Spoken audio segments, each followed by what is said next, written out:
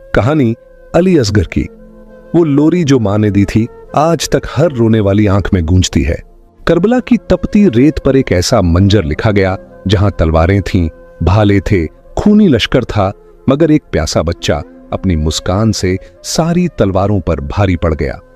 ये अली असगर था, हुसैन का वो नन्हा चिराग, जिसने अपने सूखे होठों से दुनिया को दिखा दिया कि कुर्बानी सिर्फ मैदान में तलवार चलाने से नहीं होती। कभी कभी एक मां की गोद में छुपा बच्चा भी दीन को बचा जाता है। ये वही मासूम था जिसने बिना बोले, बिना चीखे अपनी गर्दन से बहता खून करबला की रेत को गवाही बना गया। वो तपता हुआ दिन था 10 मुहर्रम, जब सूरज भी करबला की रेत पर आग बरसा रहा था। इसी दोपहरी में हुसैन इब्ने अली अलैहिस्सलाम ने अपना सब कुछ अल्लाह के नाम पर कुर्बान करने का इरादा कर लिया। भाई, बेटा, भतीजा सब शहीद हो चुके थे।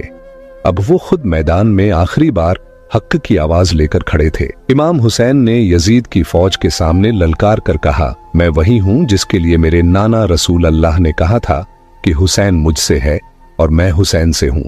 क्यों मेरे मासूम बच्चों को प्यासा रखा? क्यों रसूल की बेटियों के आंसू बहा दिए? क्या तुम में कोई नहीं जो मेरे नाना से मोहब्बत करता हो? कोई तो हो जो इस बेसहारा हुसैन का साथ दे, कोई तो हो जो रसूल की बेटियों के पर्दे की हिफाजत करे। इतना कहते ही लश्कर में सन्नाटा छा गया, लेकिन खेमों में सिसकियों की आवाजें गूंज उठीं।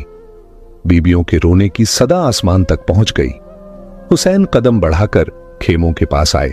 धूल और आंसुओं से भरी फिजा थी। उन्होंने बीबी जैनब और बीबी रुबाब से कहा, मेरी प्यारी बहनों, बीबियों से कह दो कि अभी हुसैन जिंदा है, उनकी आवाज नीची रहे, मेरा हौसला मत तोड़ो।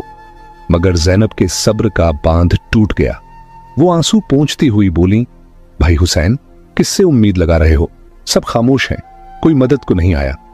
तभी खेमे के कोने में झूले की रस्सी हिली।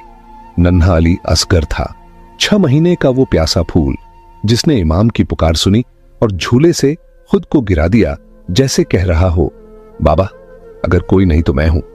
इमाम की आंखें भर आईं। वो रुबाब से बोले, रुबाब, मेरे लाल को मेरे पास लाओ। बीबी रुबाब कांपते हाथों से अली असगर को उठाकर लाईं। इमाम ने उस नन्हे फूल का माथा चूमा। उसके होंठ सूखे थे, रंग पीला पड़ गया था, सांसें थमी सी लगती थीं। इमाम ने उसे अपने सीने से लगाया और मैदान की तरफ बढ़ चले। यजीद की फौज ने देखा तो किसी ने कहा, देखो हुसैन कुरान लेकर आ रहा है। मगर हकीकत यह थी कि वो अपने नाना के दीन को बचाने के लिए अपना सबसे मासूम तोहफा लेकर निकले थे। ये कोई किताब नहीं थी, ये वो बच्चा था जिसकी प्यास और मासूमियत